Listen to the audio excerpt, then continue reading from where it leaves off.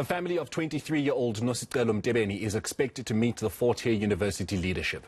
Her gruesome murder has rocked the city of East London. Mtebeni's dismembered body was found in a suitcase in the suburb of Kigney. Some body parts were discovered in bags outside the home of the man believed to have been her boyfriend. Her head and hands were discovered inside the man's room.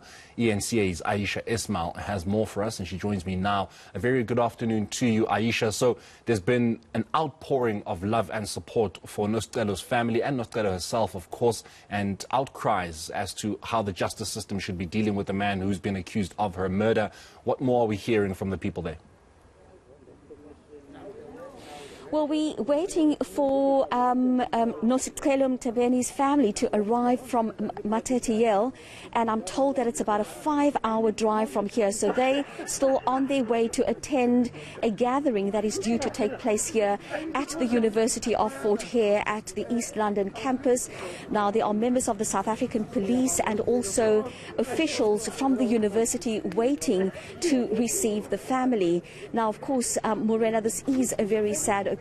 It is Women's Month, when women are supposed to be celebrated. And as I said in my earlier crossing, statistics reveal that every 3 hours a woman is killed in South Africa. And just last week I covered a case of a 93-year-old woman who was raped and murdered by somebody who lived in her home, somebody that she knew. Days later, a 20-year-old woman in Browns Farm in Philippi was also found murdered, and her mutilated body was found again by somebody that was known to her. And in this case, in Nosicelo's case, the person that was that allegedly killed her and also mutilated her body is somebody that that was known to her. He's believed to be her boyfriend. They lived together, and this is the man who has been arrested and is expected to appear in the East London Magistrates Court on Monday morning. Now, you talk about how the family is still coming from Matatiele. Do we know at all, how they're feeling, how they're doing? Because, I mean, for their child to be murdered in such a gruesome manner, even if it wasn't so gruesome, Ayesha, this is still heartbreaking. So do we know how they're doing right now? Well, I haven't had an opportunity to speak to the family because, of course, we're still waiting for them to arrive here. But I can only imagine how devastated this family must be. Their daughter was a fourth-year law student. She had a bright future ahead of her. And I mean, we know how our families are very proud of us when we go to university. And in this case, they were looking forward to her graduation. And now they are coming to East London to come and collect the remains of her body and to bury her. But I'm also now going to be joined by the Deputy Vice-Chancellor of the University of Fort Hare to tell us what support the family is giving, or rather what support the university is giving to the family. Yes, thank you. Of course, we are completely shocked by this horrific incident, the killing of one of our students, and we immediately took the necessary steps to ensure that the family is informed timeously, explaining to them, unfortunately, what happened, and then immediately decided to invite them to come to East London to, of course, practice some of the customary rituals, but also to prepare themselves for the court tomorrow.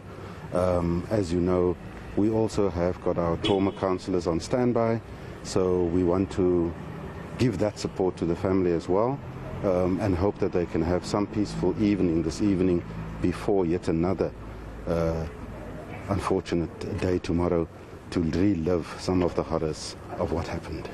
And then, of course, you were telling me earlier that you're also offering support to the students and friends. Yes, no, absolutely. I mean, so as soon as this unfortunate incident went public, we dispatched some of our trauma counselors. We have a trauma counseling unit, and the 2 residences that are in close proximity to where the unfortunate incident happened, they immediately engaged in trauma counseling, and that's ongoing as we speak. I think that a lot of students are actually quite horrified by what has happened. What do we know about the suspect? Not very much. We know that the student lived with him in private accommodation.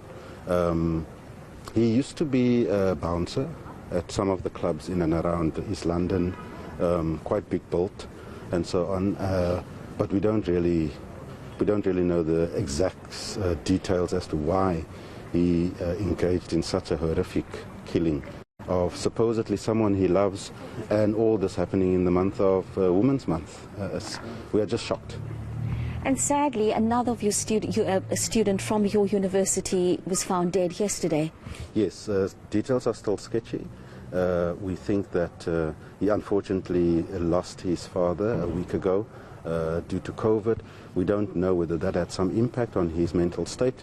We're still trying to ascertain why he decided to fall from the 12th floor of a friend's building. Actually, it wasn't where he himself lived.